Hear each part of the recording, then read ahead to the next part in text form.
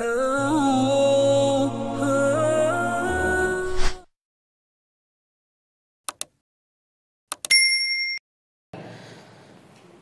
Anas bin Malik radhiyallahu anhu 'anil Nabi sallallahu alaihi wasallam qala man 'ala jariyataini hatta tablugha jaa yaumal qiyamati ana wa huwa kahatain wa dhamma asabi'ahu rawahu Muslim. Jariyataini ay bintain. Siapapun, ini hadis riwayat Imam Muslim, siapapun yang menanggung dua anak perempuan, man 'ala jariyataini hatta tablugha, sampai anak perempuan ini balik. Kata Imam Al-Qurtubi, balik di sini maksudnya mandiri, dan tidak mungkin perempuan mandiri kalau zaman dulu kecuali sudah menikah. Ya, kalau belum menikah zaman dulu gak mungkin mandiri. Siapapun punya, ini man itu nakirah fi siyaqil isbat. Jadi yufidul umum, siapapun yang mencukupi dua anak perempuan, baik anaknya sendiri atau anak saudaranya atau anak orang lain, man ini semua masuk. Siapapun yang mencukupi dua anak perempuan, dari kecil dididik, dibina, dibesarkan, dan diberi ajaran adab, diberi ilmu sampai dia mandiri, sampai menikah, maka nanti di akhirat orang tersebut ana wa huwa kahatain, dia dan saya seperti ini, kata baginda Nabi sallallahu alaihi wasallam. Saya dan dia seperti ini. Dekat posisinya di hari kiamat, menjadi tetangga baginda Nabi sallallahu alaihi wasallam.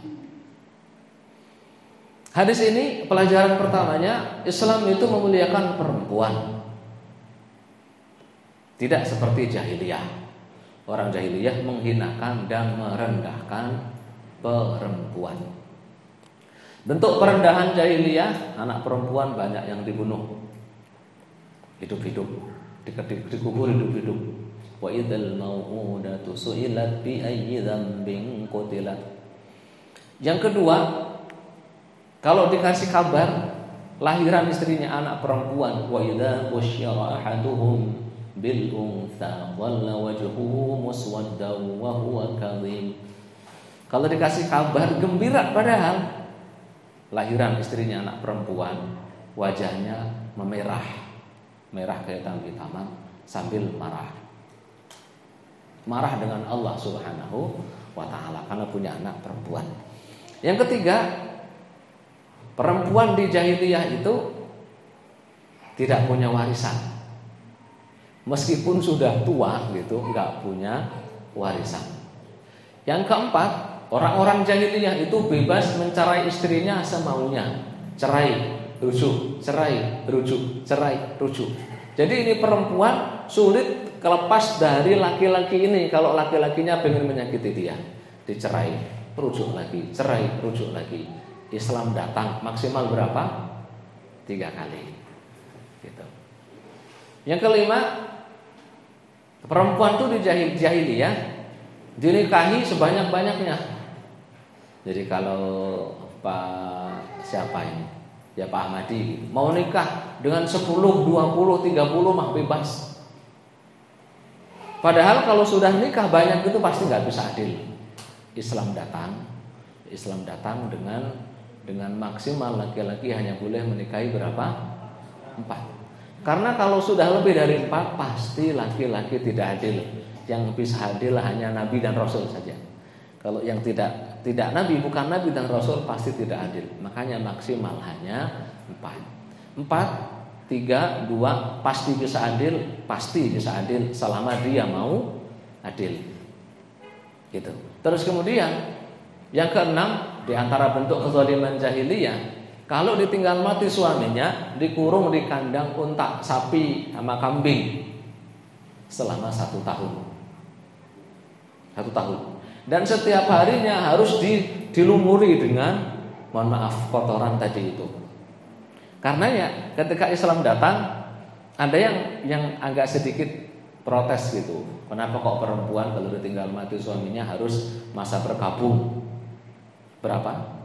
4 bulan 10 hari. Oleh baginda Nabi sallallahu alaihi wasallam ditegaskan, kok kalian tuh nggak ingat dulu ketika masa jahiliyah ditinggal mati suaminya harus tinggal di kandang sapi, kandang kambing, kandang unta selama setahun dan harus dilumuri dengan kotorannya.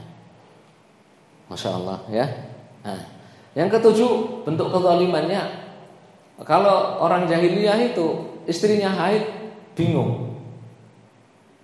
Kalau ikut orang Yahudi, orang haid nggak boleh deket-deket suaminya, deket aja nggak boleh. Ikut orang Nasrani, istrinya haid digauli. Islam datang, wa yas'alunaka 'anil mahid. Mereka bertanya kepadamu tentang haid. Qul huwa adzan fa'tazilun nisaa fil mahid. Katakanlah, haid itu hanyalah kotoran saja, penyakit. Fa'tazilun nisaa fil mahid. Maka ya jangan dekat-dekat perempuan. Wala taqrabuhunna hatta yatahur. Jangan deketi. Yang enggak boleh apanya? Berhubungan badan. Kemaluan saja. Selain kemaluan, kalau pakai pendapatnya Imam Nawawi boleh. Kalau pakai pendapat Mu'tamad dalam mazhab Syafi'i disuruh pakai jari. Apa jari? Apa jari itu? Kain ya, kain. Kain kan banyak ya. Kalau orang Jawa tuh enak. Jari itu kain khusus gitu ya. Kain yang dipakai, jadi disuruh nutupi pusar sampai lutut, yang di atasnya boleh gitu. Jadi benar-benar perempuan itu dimuliakan dalam Islam, benar-benar dimuliakan dalam Islam. Salah satu bentuk pemuliaannya, orang jahiliyah malu punya anak perempuan. Di Islam yang punya anak perempuan 2, selama dididik dengan baik, diajarkan kebaikan, diajarkan adab-adab sopan santun, sampai mereka menikah dan mandiri dengan suami-suaminya, pasti masuk surga. Wis pasti masuk surga wis gitu. Jadi kalau mau tahu ciri-ciri penghuni surga, gampang, anak perempuannya berapa? 2, selama anak perempuannya jadi anak baik-baik gitu ya. Selama anak perempuannya ini jadi baik, dididik, diasuh dengan baik sampai dinikahkan dengan orang baik-baik, udah nanti ini si bapak ibunya ini wis insyaallah gitu ya, jadi tetangganya Rasulullah sallallahu alaihi wasallam. Mudah apa enggak? Iya. Anak perempuannya berapa Pak Teguh? 1, nambah 1 Pak Teguh. Iya. Pak siapa? Pak siapa? Pak Prapto berapa? Laki semua. Laki semua. Kurang 2 itu berarti. Kurang 2 anak perempuannya. Itu Masya Allah ya. Kalau punya anak laki-laki ada jaminan masuk surga? Tidak ada. Setahu saya tidak ada. Yang dijamin masuk surga itu kalau punya anak perempuan 2 gitu.